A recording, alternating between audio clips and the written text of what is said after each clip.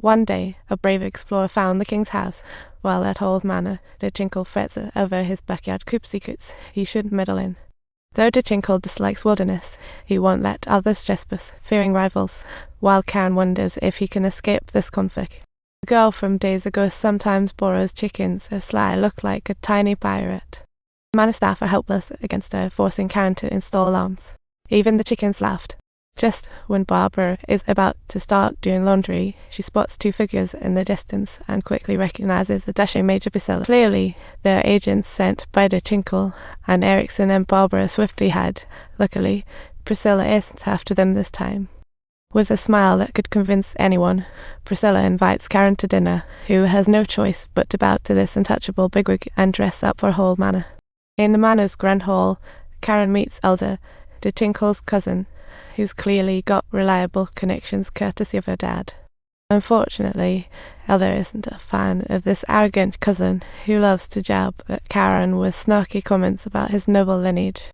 During dinner, Tinkle makes a direct demand for Karen to admit the Emperor's ownership, even having the butler draft a contract where Karen has to hand over 50% of. If Karen succeeds in cultivating the land, all those who settle there will turn into Tinkle's nobility. Even before Karen's half out of the castle, Elder intervenes to help Karen sign. Karen's first time seeing someone confront her cousin directly.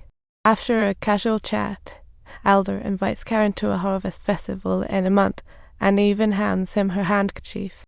Next day, Karen returns to the farm to find almost all workers gone, with only Erickson and Barbara left. Other workers were poached by Tinkle with high pay. He and his dad sure know how to make waves. The sheriff and the pastor also advised Karen not to oppose Tinkle, but Karen firmly believes in his royal stamp of approval. The butler, being thoughtful, also investigates Karen's background and discovers he has only $100 left in his pension. If no one helps Karen with land development now, he'll definitely have to sign his own death certificate come winter.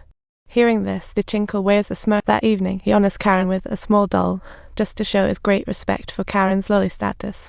Later that night, he lies in wait. When the little girl returns to the manor to fetch food, he happily captures her. Karen threatens the girl to take him to the bandits' hideout, waving his gun until she has no choice but to comply. Bright and early the next day, Karen follows the girl to the bandits, then turns out it's a wanderer's paradise. When they see the girl bringing Karen to their lair, everyone gets extra cautious. After all, Karen's a retired officer, a famous one too. Karen tries to win their trust with his medal, but instead gets a roar of laughter. Clearly, the laws in this country are friendly towards wanderers. Thus, a grand land-clearing operation begins, with Erickson and Karen in charge, and everyone gives it their all.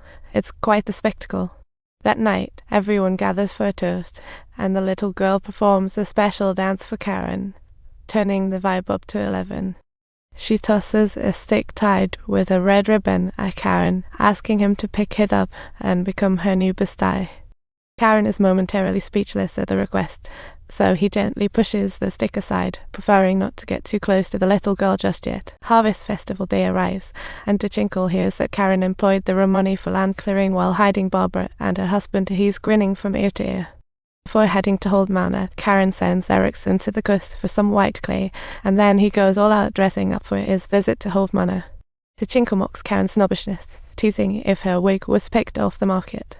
While everyone else is brewing over the drummer, a clueless fellow approaches Karen and says that MS Elder is waiting for him by the Karen and MS Elder meet by the river, only to realize neither of them is fond of Tinkle. Elder secretly harbors feelings for Karen, but her father's greed complicates things, focusing solely on the dollar signs.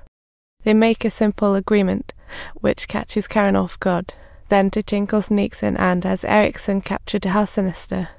Tinkle shockingly has Erickson executed while hosting guests, leaving Karen heartbroken beyond measure, utterly helpless. Barbara cries out in despair over her husband's body, unimagining his playful self from yesterday. Just like that, she loses him forever, and Erickson's death sends shivers down the spines of everyone working for Karen. They flee from Karen's manor overnight, fearing they might fall victim to Tinkle's curse. Subtitles. Karen is confronted with the task of farming and taking care of the household all by herself, and she wishes that Barbara could continue to stay here and serve as the housekeeper. When Barbara reaches her husband's grave, vengeance rushes through her mind. She insists on double wages, and Karen promises her 10% of the profits, finally laying out his plans. He plans to grow potatoes. This crop can thrive even in the most barren of soils.